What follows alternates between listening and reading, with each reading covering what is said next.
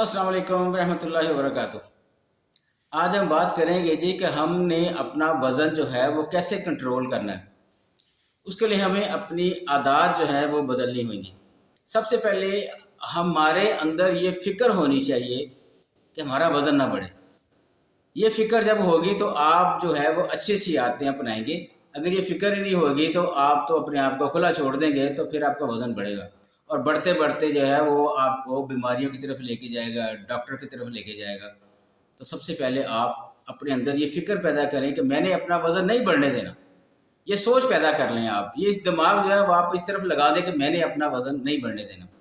उस सिलसिले में कुछ ज़रूरी बातें मैं आपसे डिस्कस करता हूँ। सबसे पहले जो बात ये है कि आप कोल्ड ड्रिंक का इस्तेमाल ख़त्म कर दें। यकीन करें ये नीरी बीमारी है। ये बोतलें जो है ना, ये नीरी बीमारी है।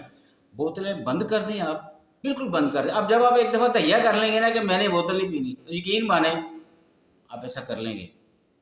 आप बोतलें पीनी बंद कर दें, नंबर एक। नंबर दो जो है वो ये है कि रात को देर से खाना जो है ना ये बंद करें आप। यानी कोशिश करें कि इशा की नमाज से पहले आप जो है वो डिनर कर लें, खाना खा लें। जब आप इशा की नमाज से पहले खाना खाएंगे उसके बाद आप इशा की नमाज पढ़ेंगे, कोशिश करें बाजमात पढ़ें। आपका आधा खाना तो हजम हो चुका होगा। उसके बाद आप वर्कशॉप करें तो आप बिल्कुल रिलैक्स, खाना आपका हजम है।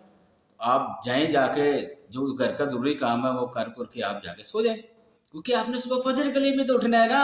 वो भी ज़रूरी है कि आप फजर के लिए आपने उठना है, तो जल्दी सोएं आप। ये भी आदत में शामिल करें और उसी फिक्र का ये हिस्सा जो फिक्र आपका वज़न नहीं बढ़ने देगी। अगली बात जो आपसे डिस्कस करना चाहता हूँ वो ये है कि कम चर्बी वाली ग़िज़ाओं का इस्तेमाल करना आपने। यानी आपने ऐसी सर्च करनी है, ऐसी अपने अंदर डेवलपमेंट लानी है कि आपने जो ग़िज़ा इस्तेमाल करनी है जिसमें चर्बी जो है वो कम से कम हो। ठीक है जी। अगली बात जो बड़ी इंपॉर्टेंट है वो ये है कि आपने नींद की कमी को पूरी करना। यानी कि आप इंसान को 7 से 8 घंटे नींद भरपूर लेनी चाहिए, भरपूर सुकून की नींद। ठीक है। अब नींद पूरी करने का मतलब ये भी नहीं है कि आप जनाब 11-11, 12-12 घंटे सोएं, वो भी उल्टा नुकसान है। 7 से 8 घंटे नींद पूरी करें, उसके बाद आप रिलैक्स उठें। ठीक है। अच्छा, उसके बाद इंपॉर्टेंट बात यह है कि जब आप सुबह को उठें, फजर की नमाज पढ़ने के बाद आकर आप अपनी खिड़कियां खोल दें। ठीक है। पर्दे पीछे कर दें। जो सूरज की रोशनी कमरे में आएगी वो आपके लिए इंतहाई मुफीद है। सुबह की सूरज की रोशनी का कमरे में आना इंतहाई मुफीद है। उसके बहुत ज़्यादा अच्छे असरात आपकी सेहत पर पड़ेंगे। एक गल कन्फर्म है, बिल्कुल 100%। उसके बाद यह है कि आपने ऐसी ग़िज़ाएँ खानी है जिनमें प्रोटीन मैक्सिमम हो, जो आपके ऊपर चर्बी ना चढ़नी है, बल्कि प्रोटीन्स आपकी सेहत को बेहतरी की तरफ लेके जाएँ। ये आपने ग़िज़ाएँ खानी है।